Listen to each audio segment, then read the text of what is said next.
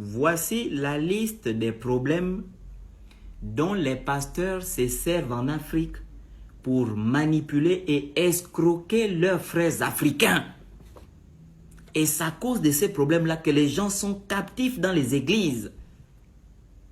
Ils croient qu'ils auront la solution à ces problèmes-là dans les églises, alors que les églises sont des systèmes qui ont été construits pour qu'ils ne sortent jamais de ces problèmes-là.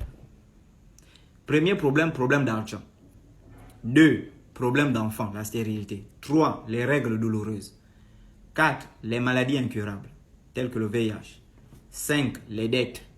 6, les échecs scolaires aux examens et aux concours. 7, le manque d'emploi.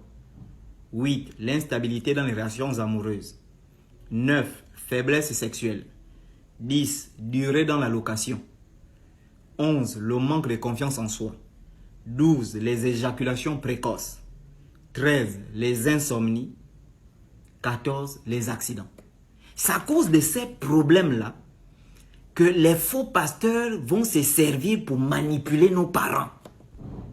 Ils s'attaquent aux gens les plus vulnérables. Si une femme ne fait pas d'enfant, elle devient vulnérable. Facilement, on peut lui faire croire toutes sortes de bêtises. Ça, je vous le dis. Si quelqu'un a une maladie incurable, facilement, on peut lui faire croire à toutes sortes de bêtises.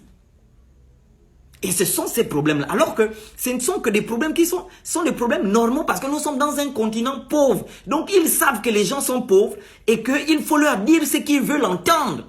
Quand quelqu'un n'a pas l'emploi, si tu dis à quelqu'un que c'est ton père qui te bloque, ben c'est ce qu'il veut entendre pour justifier son manque de compétitivité sur le marché du travail. Pour justifier son manque d'adaptabilité sur le marché du travail. Pour justifier ses